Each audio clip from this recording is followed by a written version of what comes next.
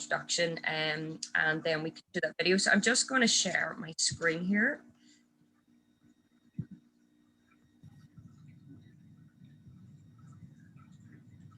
Okay. Ready for me?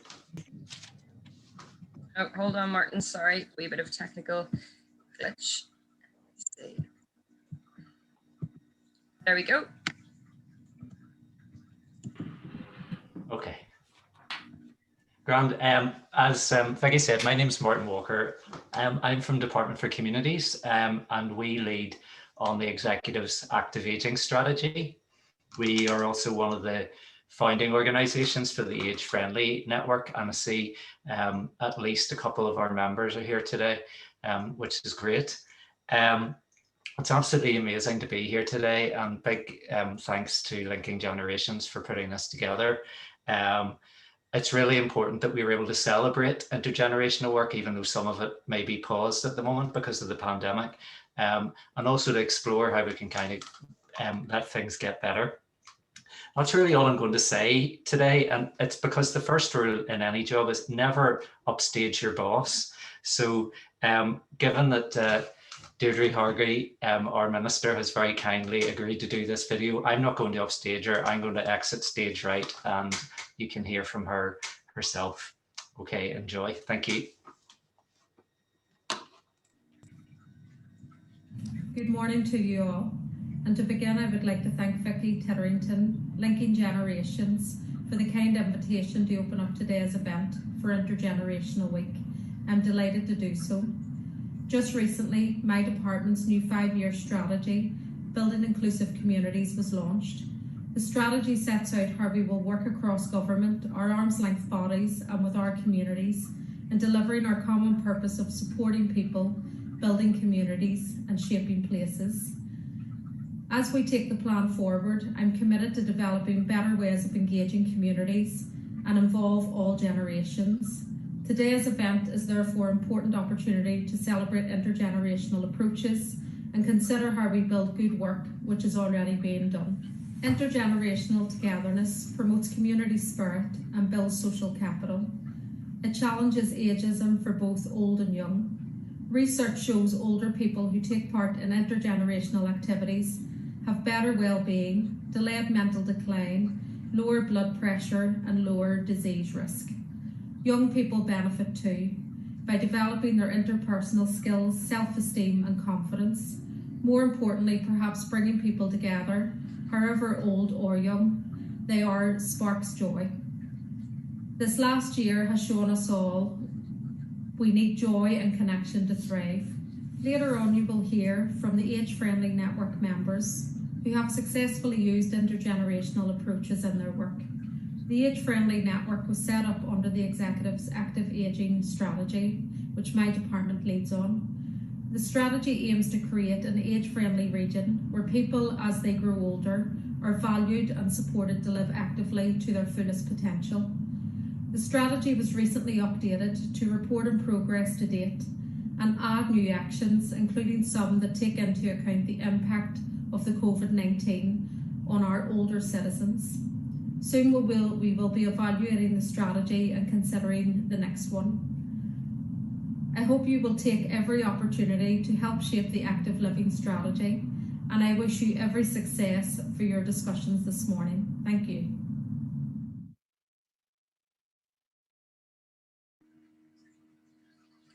So I would just like to thank the Minister and also Martin from the Department for Communities Active Ageing team, who've been particularly supportive and brilliant to work with. Look, we've both been sort of talking about intergenerational approaches and the contribution that they can make to Age Friendly together. So I thought it would be useful to give a bit of a context from Linking Generations. And I have a few slides here just to kind of introduce sort of our role within creating an intergenerational and age-friendly Northern Ireland. Since 2009, Linking Generations have pursued our vision of a Northern Ireland where all generations are respected, understood, connected, and engaged together in their communities. Linking Generations is the only organisation in Northern Ireland that solely focuses on the promotion of and development of intergenerational approaches. And we try to think of ourselves as a catalyst organisation. So we very much aspire to provide support to others, to add value with intergenerational approaches so that it complements work that's already existing. We see intergenerational work as an approach rather than an activity, which provides benefits for people of all ages, and we really encourage partnership working across the age spectrum and sectors to achieve multiple outcomes. We think it is a community development tool, and it's all about focusing on age. But for linkage generations, our role is really about identifying opportunities to bring generations together to create an intergenerational movement at the higher level. So one of the opportunities that we provide to bring people together is our Northern Ireland network infrastructure. So linkage generations had a strong history over the years, because I've been in my post since 2008 actually, and our history was really about developing and delivering projects. So what we managed to do was build up a good enthusiasm for intergenerational work and approaches in Northern Ireland through our contacts and an evidence base, but also the recognition of intergenerational work at a local government and central government level. And our staff would provide advice and support to people on the ground to develop their own intergenerational work. We realised that after so long with working with projects that delivered on the ground, so we were starting a project, we were finishing a project, we were evaluating a project, that it really was the time to create an intergenerational movement, to change the system, and that was to create an intergenerational infrastructure to support others to deliver their own intergenerational work. We looked to the Scottish model of generations working together, which was to have a countrywide infrastructure to support intergenerational work, but in a sustainable way, to recognise that intergenerational work as a multidisciplinary and applicable to a range of people and across sectors.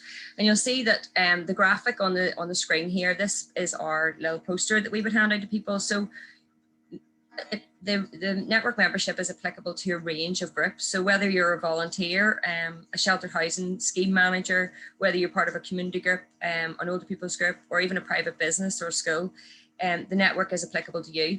And that's the beauty of it. It's really open to anybody. With funding from the PHA and the UK Big Lottery Fund, which we accessed in 2008, Linkage Generations have set up 11 local networks. We also have one network for people from outside Northern Ireland who are interested to work. So at the minute, we have about over 550 members, and they're from a range of communities across Northern Ireland, but also a range of organisations and cross-sector as well. Our network members make up a strong community of practice for intergenerational work in Northern Ireland and beyond. And really, without our intergenerational champions and our supporters, we would not be able to progress intergenerational work at a Northern Ireland level, but also at the strategic level that we're aiming to progress it at the minute. So at this point, I would really like to thank our network members, and a lot of you are network members at the minute. If you aren't, please do sign up. Through our networks, we would offer a range of support services to our members, which are suitable for those who are at all stages of their intergenerational journey. But the core work of our networks is to have the network meetings. And through the network meetings, we would share information, learning, ideas, and opportunities. But this doesn't only happen through the network meetings. We also have newsletters, emails, email supports, and we have one-to-one kind of advice and support sessions too. And one of the things we'd like to highlight in the list there is our recent CPD accredited training. So we're now going to be offering that out to network members and also interested people.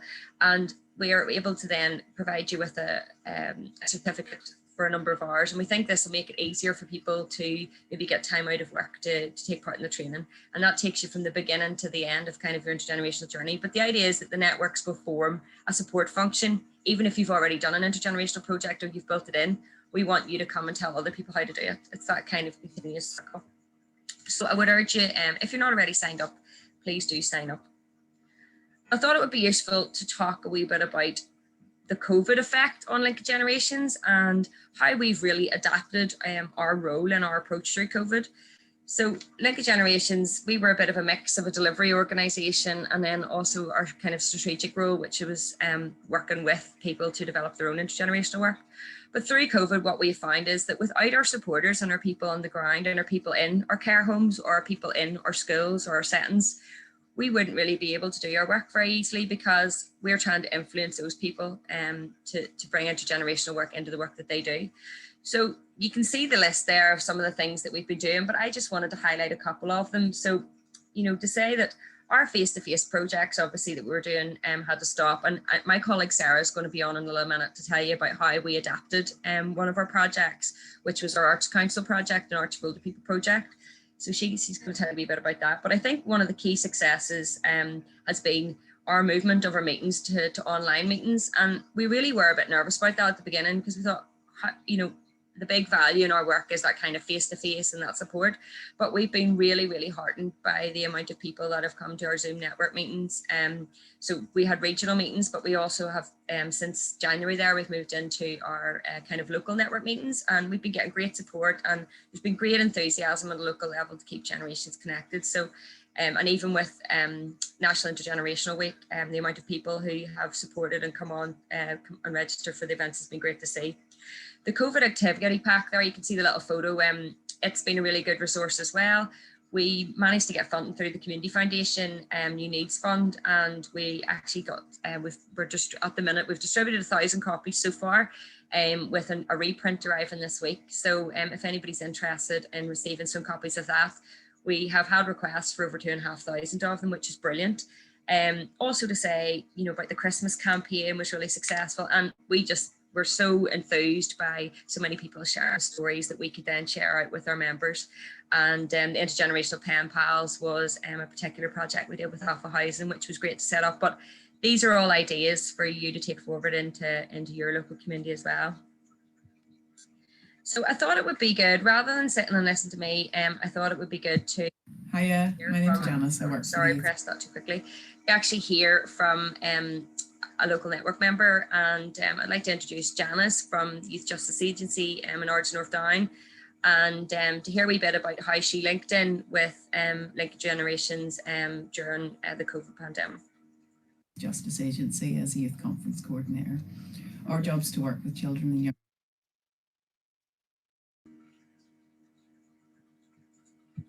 people who have committed crimes in their community, and help them to understand the harm that they've caused. Sometimes that means meeting with the victim of their offences, and they get an idea from the victims about how they've impacted on their communities and the victims themselves. Sometimes whenever they meet the victims, they also agree to do something to make amends, either to the victim themselves or the community in general. And in the past, our young people have gone and worked in food banks, things like charity shops, community groups, or conservation charities. So obviously this year that's been really difficult because of the restrictions around coronavirus and keeping people safe. So it's been really difficult for us to support the young people to fulfil the commitments that they've made. So what we did was we made contact with Lincoln Generations, who suggested that some of them got involved in the Pen Pals scheme. And as well as the Pen Pals scheme, they've also been making canvases for tenants living in supported accommodation, and also in just generally in the community. So this is one of the canvases that's been made, and they've also started to make some Christmas cards. It's been brilliant because in the past and generally it can be really difficult to motivate the young people to carry out and fulfill their commitments that they made. But we've had no issues with any of the young people not wanting to do this. They've all been really keen to give support, and I can see that, you know, obviously in the pandemic, older people are vulnerable and can do with a wee bit of cheering up. So it's been really nice for them to do it. We hope that we can continue to work with Lincoln Generations in the future and build on the relationships that we already have, and we'd like to thank you. And just like to thank, I think Janice is on today, so just like to thank Janice for her video. And I think it's always good to hear from one of the members to kind of put into practice, and it gives ideas as to how we can even take this forward. You know, coming out of COVID, all of these linkages made at the networks levels are really, really important. So next up, I would like to introduce Brenda Kent. Brenda Kent has been working with us on our evaluation and also helping us with pieces of work, so pulling out information. And Brenda's going to give a bit of a presentation about sort of the links between like Generations work and Age Friendly. So I'm going to stop sharing my screen and let Brenda share hers. Let's see. Thanks, Vicky. If you bear with us for the period in which technical glitches occur.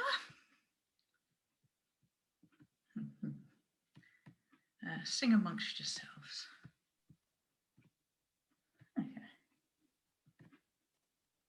Ta-da! Right, hello everybody. I'm Brenda Kent. I have been working with Linking Generations since about 2017, when I started working on their Engage Together project as their evaluator, building the infrastructure, which Vicky has just mentioned. In doing that research, what I found as well was very similar, and in fact her data is taken from some of that work, was that it has had some success in building that infrastructure. First of all, as mentioned, in terms of the virtual support now available on the website, newsletters, thousands of people logging into there. It has also done the accredited, and I think that's impressive, training in intergenerational practice, which I think is an important part of the infrastructure. We've also heard about the micro grants, which means everybody on the ground has had the chance to use intergenerational practice in one form or of another and report on its findings. What we'll look at more today is how that project started to embed thoughts about intergenerational practice into community planning, and especially age-friendly. And indeed, as Vicky has said, that has really, over the last few years, set up the intergenerational practice networks in all local government districts, as well as the online version. And it's odd, isn't it, how COVID, the one thing I think we've all learned from it is how to use our tech a bit better, whether we're comfortable with that or not. And it's allowed us, I'm out in rural Downpatrick, to join in places that perhaps it was a bit of a drag to get to before. So one thing that I think we've all learned, at any rate, from the COVID. The research for this bit of work was, would I look at where intergenerational practice overlaps with age-friendly and see what's out there? I'd have a look at, obviously, the World Health Organization materials, all of the local age-friendly plans, and at past studies. So a good bit of reading. And the findings, well, first and foremost, there's a shared vision there. You'd expect that between an active aging strategy and age-friendly strategies that are designed to segue, and indeed with Linking Generations' own vision, all of them about putting older people into a place where they're respected and understood and take part. That naturally falls across into, the shared outcomes. I think that may be a bit fuzzy for you, but you'll be more familiar with these than I probably. But the same things are repeated about older people being able to join in as anybody else, and also to have dignity and respect. And the main measure of that, of course, from the programme for government, from the active ageing strategy, is in terms of older people's self-efficacy, whether or not they believe that they can continue to live some way independently and have an influence on things around them. The other finding was intergenerational practice is already, as you may well know, in some of the age-friendly plans, largely in terms of the respect and inclusion domain of age-friendly, but also in the social participation and health and well-being. I was quite surprised it wasn't higher up in health and well-being, because taking part, as we all know, is really good for people's continued well-being. The research across the piece supports the idea that, yep, intergenerational practice does have an impact in terms of age-friendly in particular, in 4 domains, really. That first one about respect and inclusion makes sense, and the research shows this, because we know it's easier to go out, it's easier to feel that you can get involved if you're respected, but sadly there is ageism. There is still that sense of stigma of getting older. I know my mum's going through it at the moment, and she's kind of scared to go out, COVID or no, in case people treat you differently because you're now older. And the research shows that that's really where intergenerational work is strong. It gives you a chance of positive experiences between generations, and that allows you that space where you can get mutual understanding, and that does lead to respect, and respect makes you feel safe to go out and take part. In terms of the next domain, civic involvement, again, the research is very clear. Older people as volunteers bring different experiences to younger people. They come with knowledge and expertise. In return, they kind of get to stay in touch. But they can also bring insight to younger people and gain back through that. And that feeds self-confidence, feeling that you're contributing helps build up your self-confidence and your self-worth too. The next domain is that of community and health. Well, it stands to reason. We know that if you engage in anything, intergenerational or not, it is good for you. Social networking is good for you and your mental health. It's also really good for communities. If you're not out and about, community cohesion breaks down. If there is not respect and understanding between the generations, community cohesion can break down. So wherever older and younger people come together, there is evidence of bonds forming.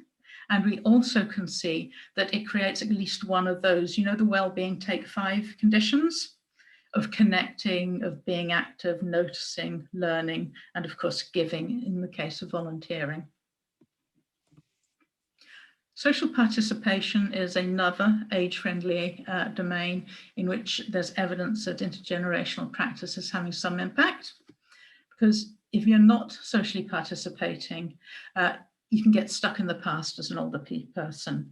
If you're not got older people out taking part in the community, younger generations can lose stories about their culture, about their heritage, and also older technologies. We've seen that in COVID, kids going back to colouring in, cutting up things, doing stuff, knitting. These are things that older people give, and if there's no connection, they disappear, and you don't get the joy of playing with old tech to see how we can innovate and do new things. So it's really, really important for social participation continues.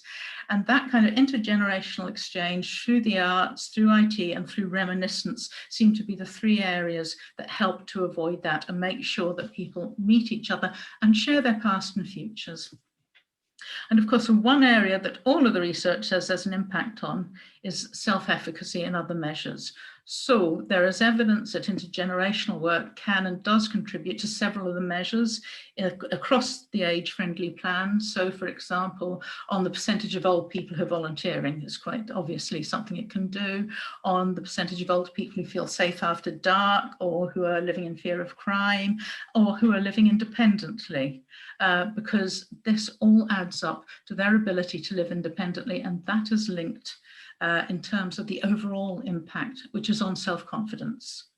And self-confidence is kind of, well, we all know it's essential to feeling able to cope with whatever life throws at you.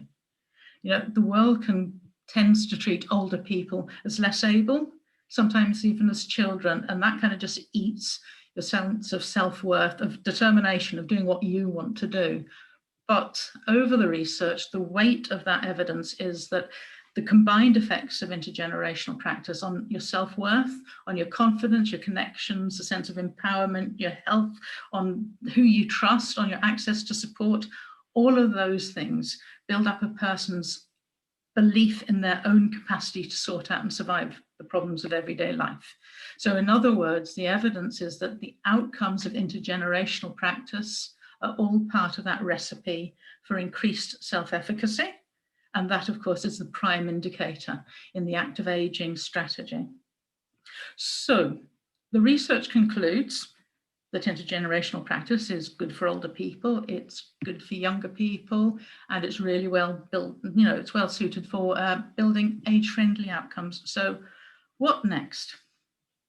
Some ideas. Now, there's obviously the opportunity to point to particular projects. So we can use intergenerational practice and projects to build respect and not fear, perhaps working with the PCSPs, an area where that's still an issue.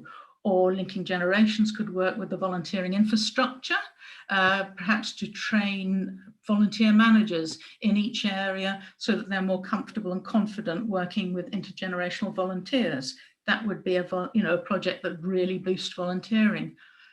But I think overall now, as COVID recedes, we need to think a little bit more strategically. I think there are things that we can do that will help us build back better, quicker.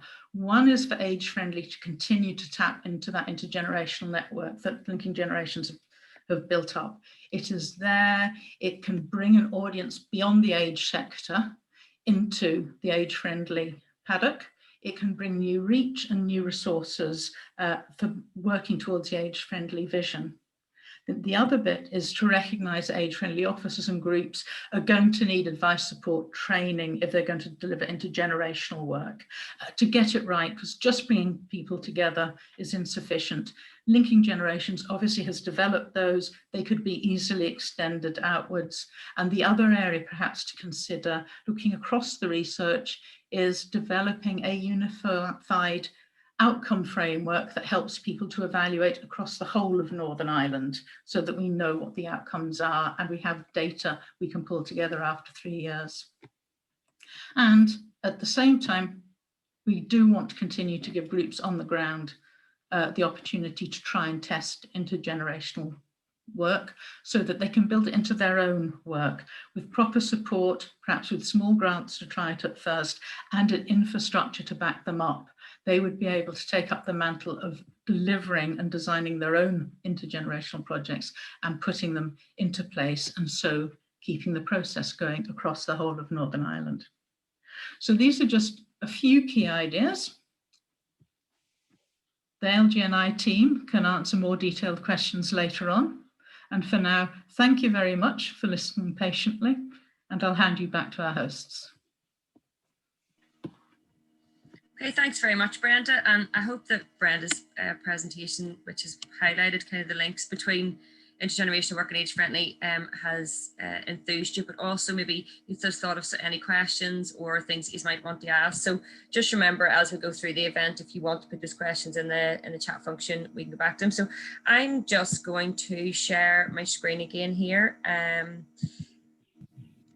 And next, my colleague Sarah McCauley is going to give us a wee bit of information on Linking Generations Arts project, but I will let her introduce. And then Sarah, you just let me know when you're ready for me to press play. Brilliant. Thanks very much, Vicky. Good morning, everybody. My name is Sarah McCauley Russell. I am one of the development workers here at Linking Generations. I wanted to have a chat through and talk about one of the projects that we were running pre-COVID that we've had to adapt and change going forward. And thankfully, I have a little good news story to share about that as well.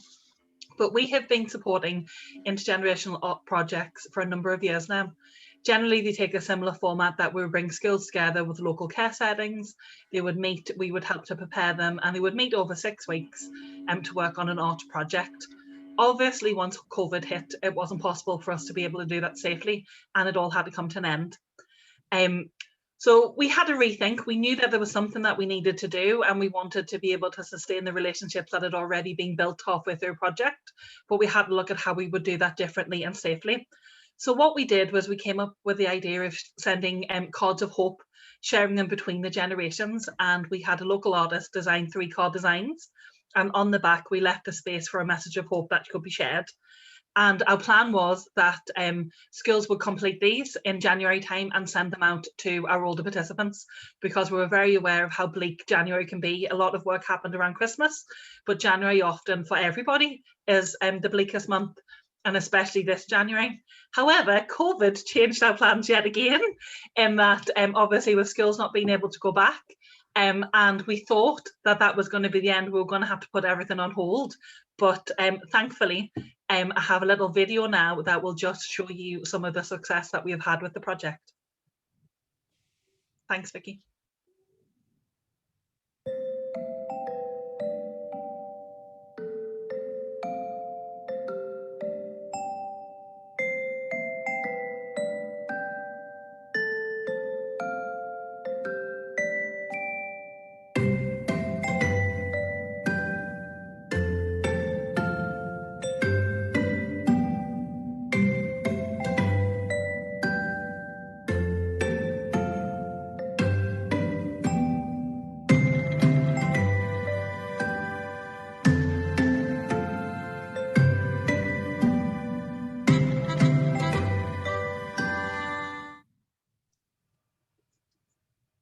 So that video demonstrates some of the cards that are being shared, and we will be sharing that on our social media. So you'll have an opportunity to see there on Facebook.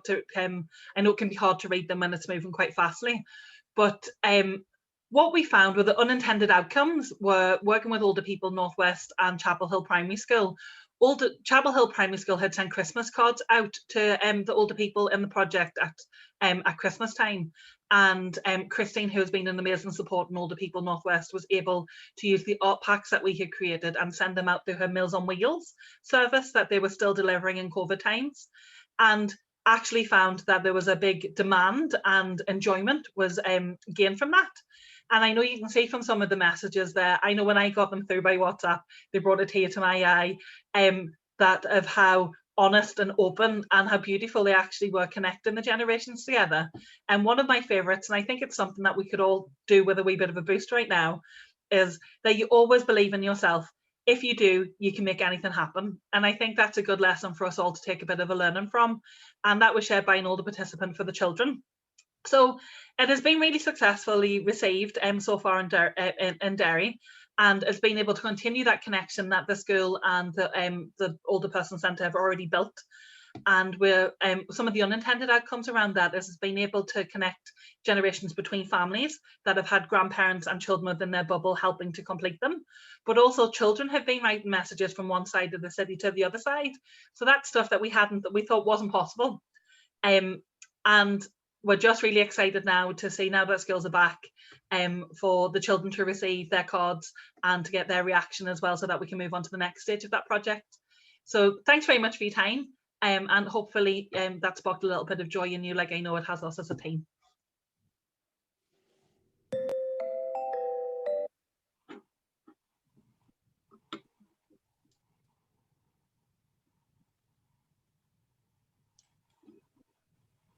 I couldn't find my unmute button there.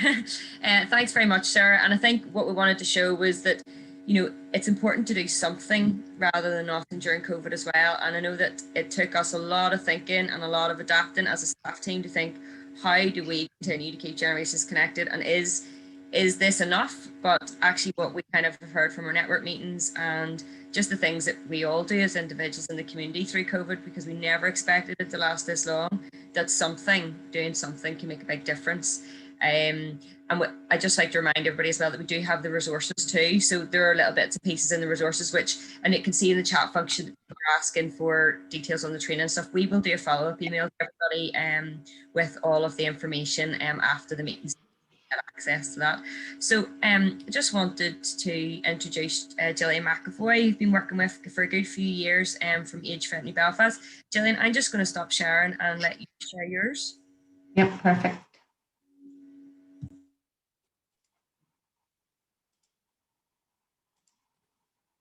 Are we all good? Everyone can see and hear that? Yeah.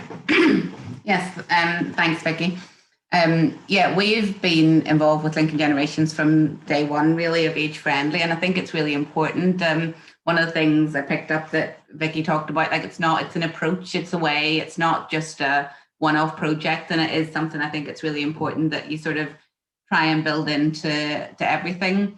And certainly the Age Friendly itself is a World Health Organization initiative to promote measures to make life better for us all as we age.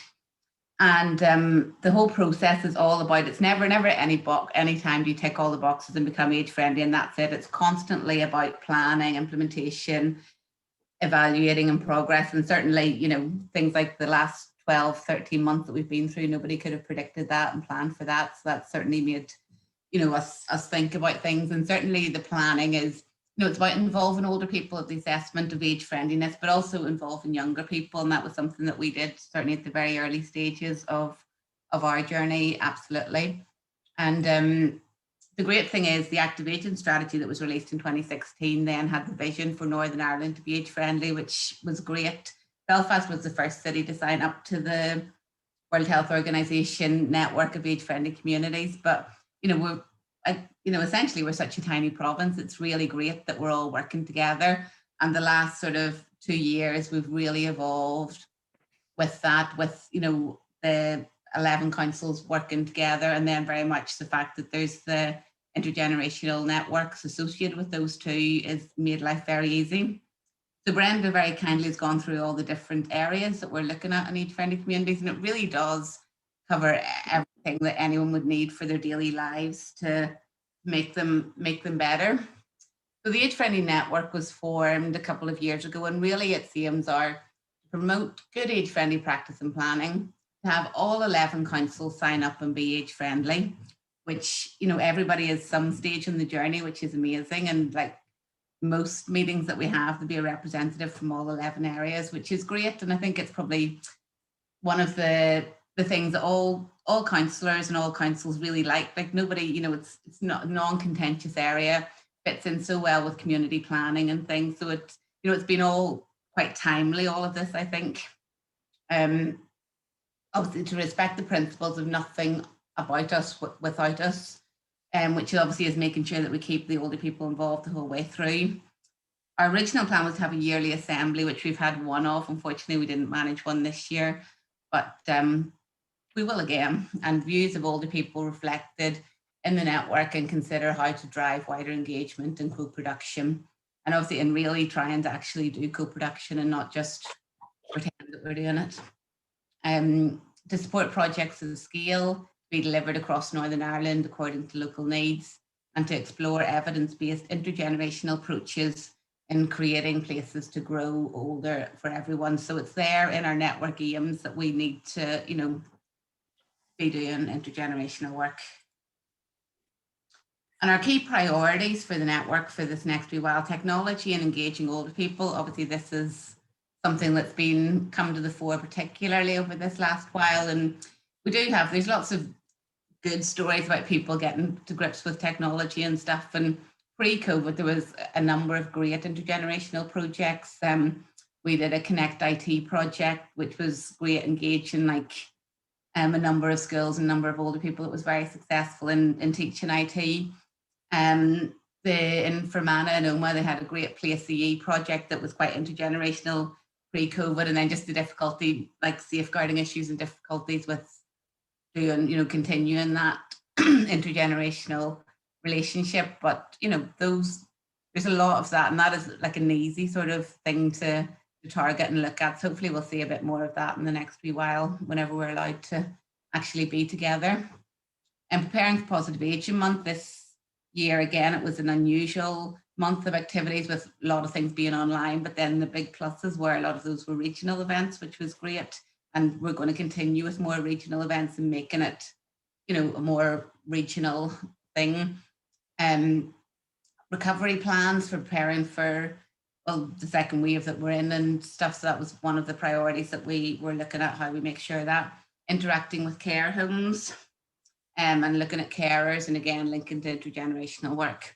But most importantly, as we said, listening to the voice of older people. So there are sub-regional age sector networks and forums, and then consulting and, you know, working with different people, but particularly development of the new active aging strategy and also local age-friendly plans that we're all involved in those. So a couple of the practical things the network have done during the last year is we adapted it from our lovely friends in Manchester that do lots of great work. Keeping Well at Home book. So we Northern Irelandized it with our famous octogenarian Lady Mary Peters on the front, which is lots of really useful information for older people staying at home about mobility scams, keeping warm, lots of really good information. That's been really popular. And I think we've maybe distributed 30,000 of them, or, you know, so far, and then we're getting more printed as we speak as well. And alongside that, HNI did a project with Mary Peters with YouTube videos, and we've since distributed a huge amount of DVDs as well of doing exercise videos and things. So that was great. That was like a real good regional, and it was a nice piece of work for our first regional piece of work.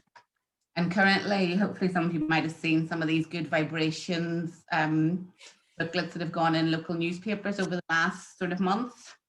And these are very much talking about 5 message that we mentioned already this morning as well too, and how we can do that. And there's a really good piece in, I think it's the second one, about reminiscence and different ways of just chatting to people through you know, stories and things, and great for like intergenerational, for just grandparents to talk to, you know, talking about school days, talking about just a series of questions and different ideas of how people can start conversations with older people that they maybe maybe wouldn't have. So those are all nice positive things, and certainly getting the logo out there. Positive Aging Month, as I said, was mostly online, and we were able to have a regional Connecting Generations event on that, which I think was about 30 or 40 people attended, so that was really good. So, you know, those sort of things. There are certainly some benefits to the online stuff, and I think the online intergenerational network meetings have been great. And we've had people from far and wide whenever you were doing those regional ones. So there, you know, there are definitely positives to that. So in Belfast to date, what we've say, as Vicky said, we've been working together for a long time, and there's been some really great, successful projects that we've done. There was a big one, Craigie Community Centre and Primary School did a huge, lovely project a number of years ago. The two buildings are situated beside each other, and so they were able to do lots of work, and that was really lovely and sustainable. It's still continuing programme. Connect IT, we've talked about poverty, it's not a choice. We did our Greater Belfast Seniors Forum, did a lovely piece of work with our Belfast City Council Youth Forum and produced a lovely video and looking at poverty. And since on the back of that, they've done quite a bit of work on food banks and benefits and different things like that. And a lovely, piece of work in a nursing home as well too. Age-friendly consultation. This is why I think it's really important that everybody does get younger and older people involved, and that sort of baseline whenever you're developing your age-friendly plan, your local plan, making sure that, you know, younger people are involved as well.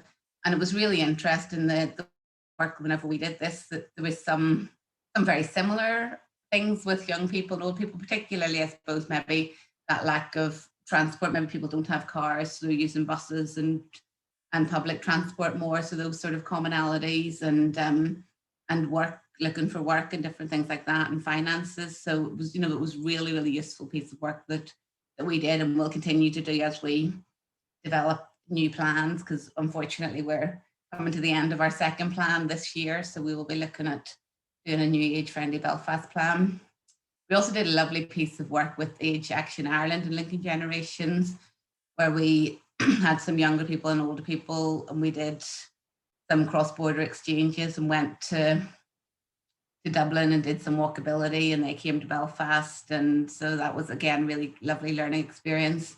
And I suppose those type of things make you realise that you are quite well off in your area, you know, that things aren't maybe as bad, and certainly our roadways and bus stops and everything proved a lot more age-friendly than in Dublin. We also produced an intergenerational toolkit and guide, which we'll talk about in a minute, and did some training. But one of the other things that we tried to do every year, we hold Older Volunteer of the Year awards, and we had an intergenerational award category. So it was a bit hit and miss as to, you know, we had to sort of encourage people to apply for it, but something like that, again, you know, is always a good goal for people to be recognised for doing work. So yeah, a number of years ago, we developed this intergenerational toolkit, which I think hopefully we can revise maybe and brand it the network and Linking Generations and get it out to support people. There's lots of good, you know, templates, risk assessment templates, project planning templates and things in it that hopefully will be useful, but it just needs a bit of an update to the current times.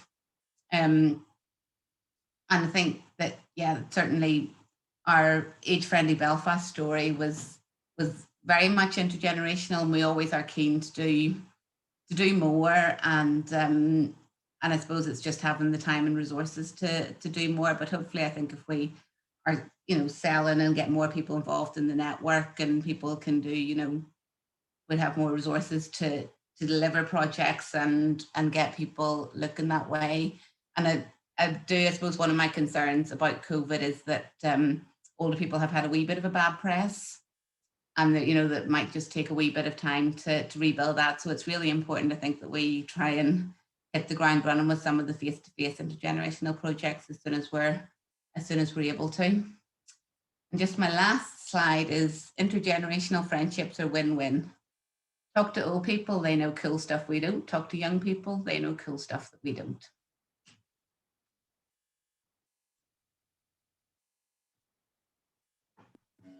That's brilliant, Gillian. Thank you so much. See, when you put that list up of all the stuff, it's mad to think that that's how much we've done together, or those photos. It's probably not even everything. It was quite years ago. Yeah, the cross border one was actually really interesting. It was at this start of age friendly, but I do think there is potential with the toolkit to look at it from the age friendly Northern Ireland network, because as we've moved sort of forward with COVID, the world's become smaller. You know, what we're finding is people from everywhere come to the meetings now, and there's such an interest in the work. I am just going to share my screen again here, everybody. We probably don't need to share it, Lynn, actually, do you? Because well, I suppose it's just to kind of maybe introduce. We thought it would be really lovely to include Age Friendly Ireland and some of their stories. And I was wanting to introduce Maria Cranley. She's going to share her own. I'm just going to stop sharing then.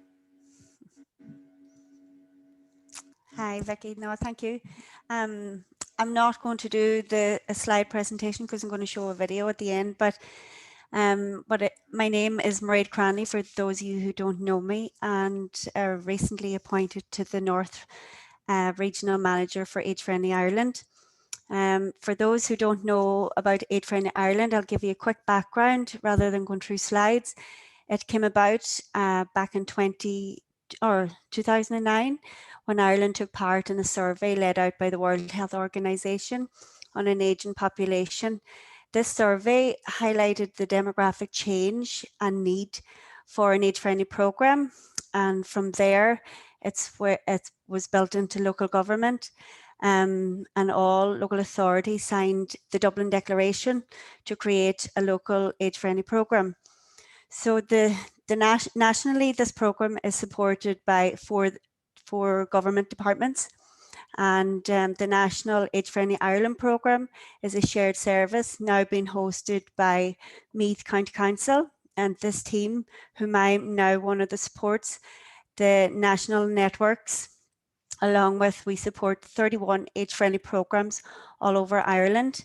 Ireland actually celebrated a key milestone of being one of the first countries in the world to have all 31 programmes affiliated with the World Health Organization. So then, building on the national strategies and structures, each of the 31 programmes have their own programme and strategy with a vision to making their counties a better place to grow old in. To do that, all the 31 programmes have a multi-agency group called an alliance, which is chaired by the chief executive, from the local authorities.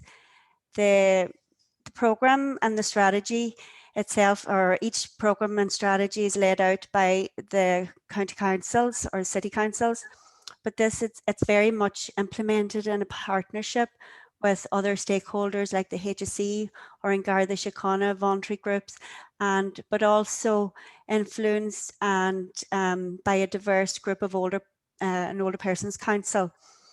Now, as I say, my previous role is with Donegal Age Friendly Programme, and it too has its own strategy that was designed to make, our communities more supportive of older people by addressing their needs across the 8th World Health Organization themes. So like that, we look at outdoor spaces and buildings, transportation, housing, respect and inclusion, communication and information, civic participation and employment, community support and health services. But we also, like yourselves in Northern Ireland, we try linking the generations under quite a few of these themes, when it comes to design and planning. But one of the themes in particular under the social participation theme, this is where we came about creating opportunities for intergenerational learning projects and a social end. So Donegal County Council, we have laid out in so many successful intergenerational projects, of common interest to both young and old. And these give, older people in particular a purpose to participate in something fun with their communities, but also it was great learning for the younger people. One of the projects in particular that I'm here to speak about today is the Choir of Ages. We started this project out as a 6-month project, believe it or not, because as you say, a lot of the projects are kind of once off and, would move on maybe to another one. But this one started off as a 6-month project, and 4 years later, it's still going strong. And the success of this project is down to many reasons, which included, I received Together Old and Young training myself to find out how to run intergenerational projects. It was down to the health and wellbeing benefits of it, the influence maybe the choral director had, and the members then themselves, the connection that they had with each other. Now, I don't have time to share all the reasons today, but I can honestly say that the impact of this intergenerational project has improved the lives of all 100 choir members. Now, you don't often see a council lead out with a choir of ages, but Donegal did, and we were one of the first. One of the many reasons of its success that I will share with you is because of the well-established age-friendly programme that Donegal has, and its partnership of the Alliance. Together, the group financially supported it. It was given, we provided, there was free venue provided, transport was arranged, and the list goes on. And this was proven by research that was carried out on the choir. Now, I'm not going to keep you talking, and what I'm going to do is actually show you a video about the connection of this group. And to tell you the truth, they're like one big family. It's one of the best projects I've ever worked with. And the choir is called Ceola Céile, and it means coming together to sing. So I'm going to just share my screen now and share the video with yourselves.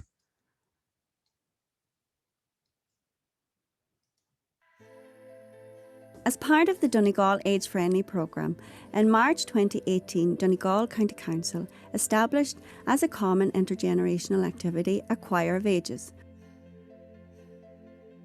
bringing together participants ranging from 7-year-old children to people in their late 80s.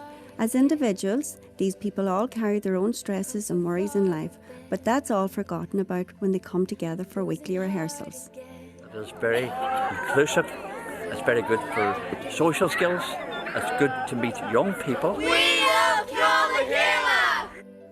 Voices are creeping in, and I can feel them win. But you know. This choir is giving these people an opportunity to participate in something good that is having an impact on their health and well-being, while improving the quality of their lives in the long run. The intergenerational interaction has reduced stereotypes and has promoted great respect between both ages. It's a great experience for adults and children to bond. You make new friends, and it doesn't have to be just children, you make adult friends as well.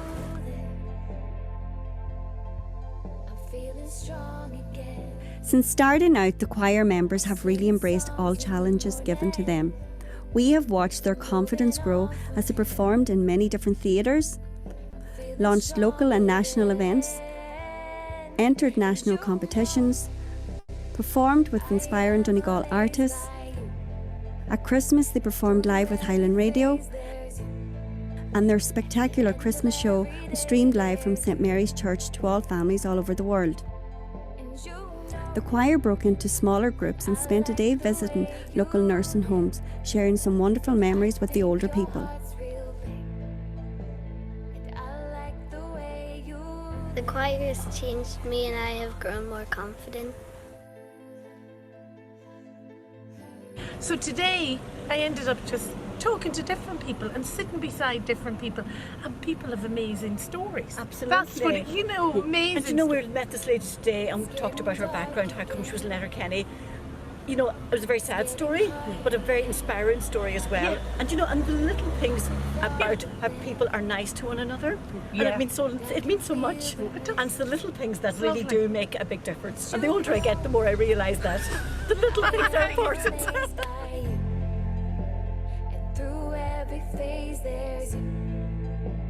At the end of every day there's you. And you know I like the way you live.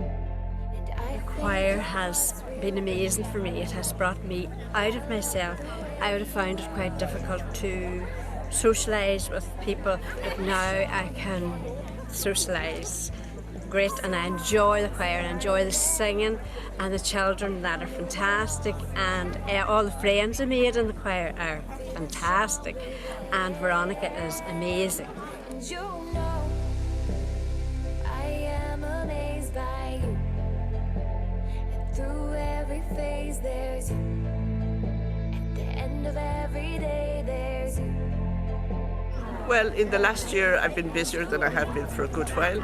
It has given me a new purpose in life, and I love the Friday choir and the impetus that I get from the children. I just learn from them, and so life is better. You know, I am amazed by you.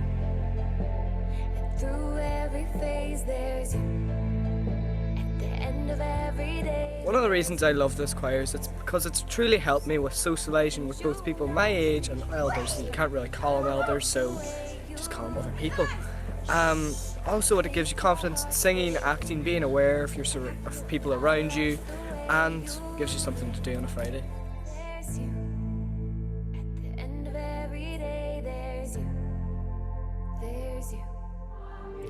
With the professional conducting and guidance from Veronica McCarn, the intergenerational initiatives added into rehearsals, this group of people have built some beautiful relationships, and their journey to date has turned out to be a very special one.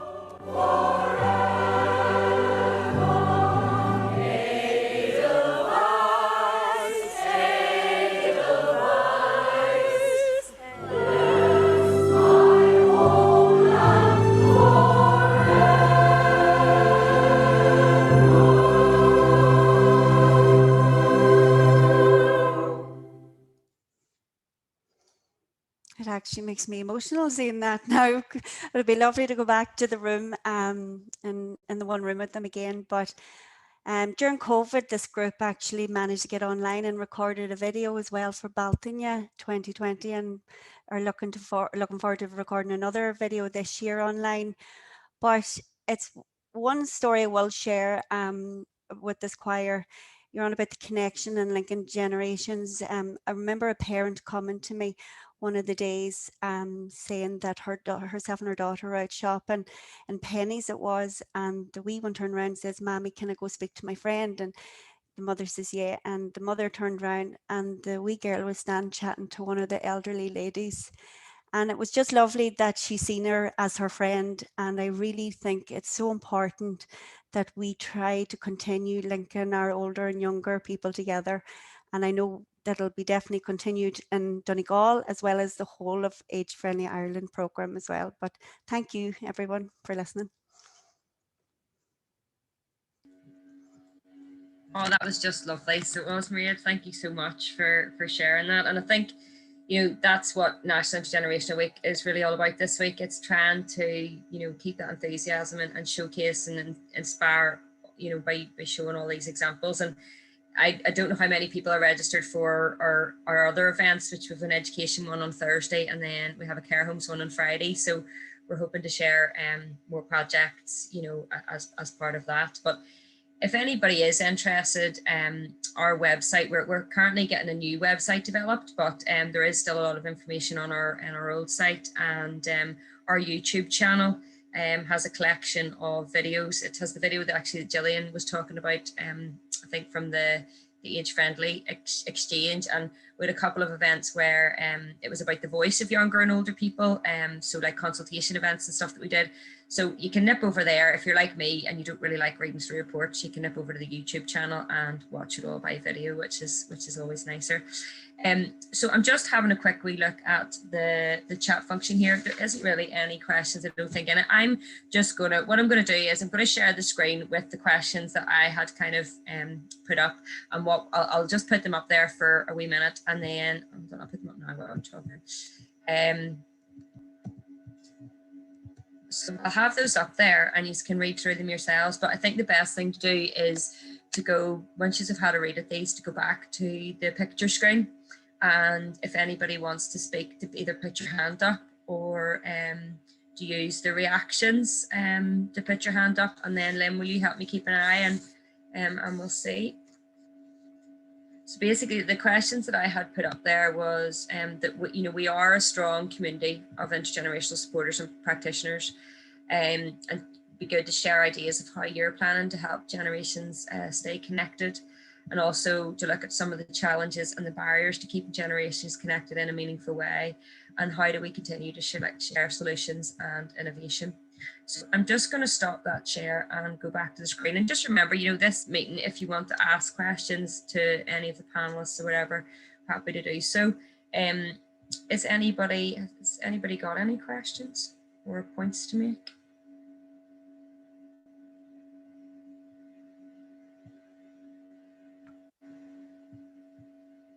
I'm trying to work off the two screens.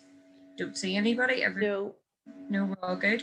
Well, look, I don't think we have put the questions bit in just as an opportunity, but I think today was really, really lovely. Really, really glad you all came along, and I hope everybody got something out of it. I do realise that we need to follow up with what I plan to follow up with is an evaluation form. We always need feedback as to how to shape and make our events better. So if you could please fill that out for us, it'll be an online form. We'll also put a link to our resources. You can download them free online, but if anybody wants a physical copy, we'll put that in the email as well. I know someone had asked for the presentation, so I will PDF that. You'll not be able to access the videos probably, but I'll PDF it and send it in the attachment. And then can you think of anything else, Lynn, that we might need to include that information about the training as well? Yeah, I have an email set up to send out. Oh, that's brilliant. And my last kind of closing bit is please do go on and sign up to the network. It's free to sign up to the network. We don't send lots and lots of information. It's really about, we would hold usually 2 network meetings a year. And then if there is interest in doing a specific type event, we'll do that too. But we're hoping that as things return to normal, we'll be able to offer out some of our small seed funding, hopefully by sort of the end of the year, for bringing generations together through food. But if you're not on our list, it's very difficult for us to keep in contact with you. And the networks aren't like steering groups. You don't have to come to everyone. Dip in and out as you feel appropriate. And it's all about sort of learning and sharing and inspiring. So I think that's me. And I would just like to say thank you to everybody. Please stay connected, and please stay in touch with Intergenerations. And if you aren't attending some of the other events during National Intergenerational Week, there's still an opportunity to sign up via the site, and please promote on your social media if you can about your experience in National Intergenerational Week. So thanks everybody, and it was great to see you. Bye bye.